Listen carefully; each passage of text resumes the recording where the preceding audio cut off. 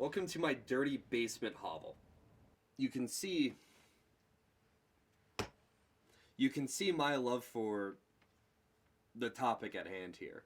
Listen, I didn't really plan on being a, prequel lover. I never planned on loving it as genuinely as I do right now in this moment. I grew up in the generation that had the prequels sort of baked in to my understanding of Star Wars. There was never a time in my life where I saw the prequels as something new.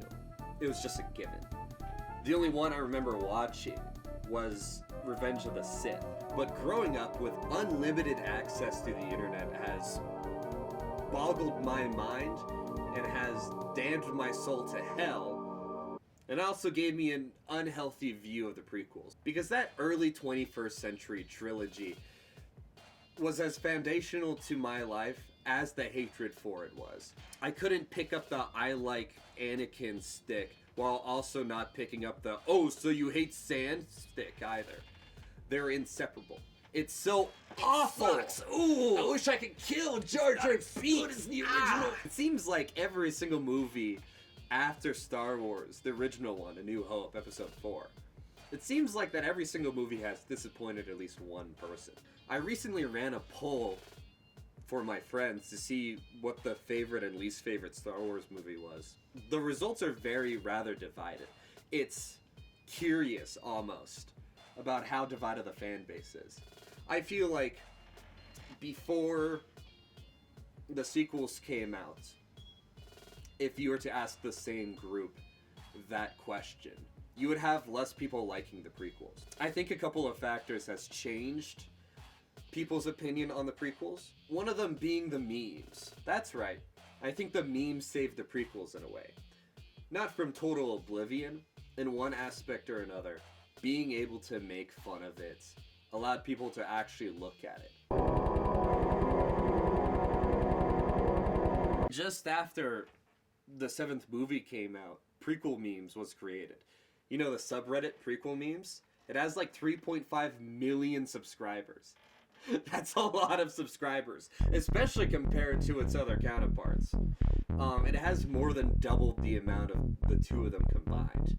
It's ludicrous how many more people like the prequel memes. I'm not the only one who thinks that way. A very specific YouTube channel also thinks that, but they disagree on how that actually affects the quality of the movies. That's right. I'm going after the beloved YouTube channel Overly Sarcastic Production. Buddy, I'm not just going for the throat.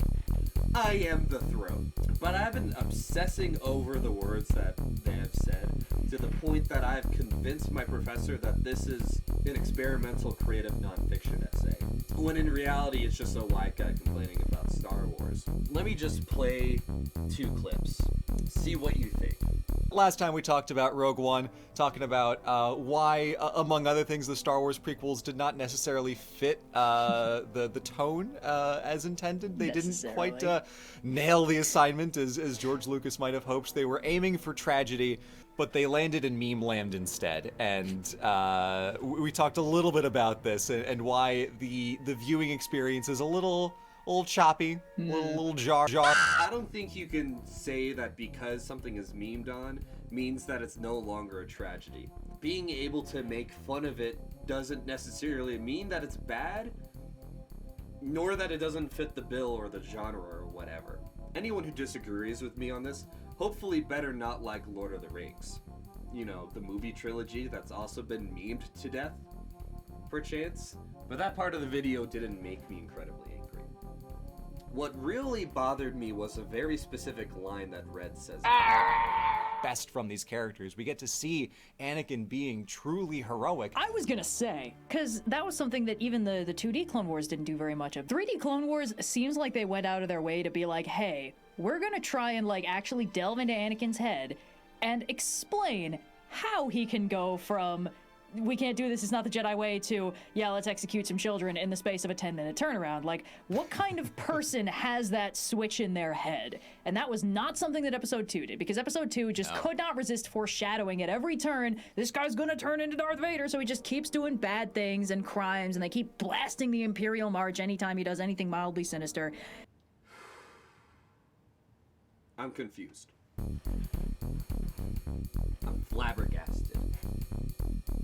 I'm a certified befuddled boy.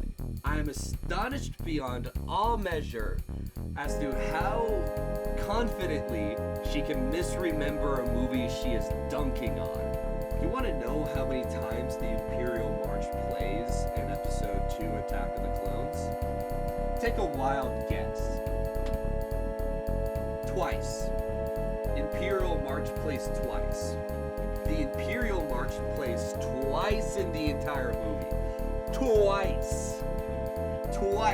The rather infamous killing of the Sand People is one of the parts of the movie that's dunked on the most. Actually, all of Anakin's lines are mocked relentlessly. And in that mocking, I think we misunderstand the person who is being mocked, and it's easy to make fun of him as a character. As a whiny little boy, right? He doesn't like sand. Cringe. Heaven forbid Anakin is talking about more than just the sand. Anakin is a very poetic man. Maybe I should rephrase that. He's a poetic teenager. 19 years old. What were you doing when you were 19 years old? What was I doing when I was 19 years old? I was actually in a very similar situation to what Anakin was going through in a certain way or another. There's very much a comparison to be had there. So maybe that's why I'm able to relate to him a little bit more. But regardless, Anakin is a wordsmith. He's a funny and clever guy. Some people might want to call him immature, but I don't think that's the right word for it. I think a more apt descriptor is impulsive. He is asked to be rational, a thing he knows he can't do. Right? He is simultaneously aware of his feelings and completely unable to deal with them in a healthy way. This guy has a broken leg and no knowledge of how to set it straight, which is part of the tragedy in a way. It's because Palpatine is able to seduce him to the dark side. But yeah, the Sand People scene. Sometimes there are things no one can fix. You're not all powerful. Well, I should be. Someday I will be. I will be the most powerful Jedi ever. I promise you. I will even learn to stop people from dying. Anakin. It's all Obi-Wan's fault. He's jealous. He's holding me back. I think I just blew a gasket. After this experience, he says to his mother what he says to Padme. He swears on his mother's grave that he will save the people he loves from dying. That he will get strong enough to save the people he loves from dying. This promise that he makes to Padme, the Shadow Government, and his mom is what motivates him through the actions of Episode 3. This promise directly influences the next movie. It shows that he is willing to do anything for the people he loves. Because in the next movie, he starts getting visions of, Padme dying, and he wants to save her. And then Palpatine offers a solution. Red finds it within herself to complain about Episode 2 being destitute of showing Anakin having a switch in his brain, in the same breath where she complains about the music telling her that Anakin just showed that he has a switch in his brain. Obviously, I wouldn't be calling OSP evil and wicked if I didn't like them. You should read Aurora. It's Red's webcomic that she updates every Monday, Wednesday, and Friday. Red, I love her stuff. I watch her videos. Blue, he's also a good guy too, and I want to kiss them both on the forehead. Platonically. I also stand by what I said earlier. Having this expectation that Anakin should be heroic is misguided at best. I don't think within the context of the original saga there's anything to denote that he should be more heroic than he already is. And obviously Red's version of Anakin is in a way more heroic and less edgy.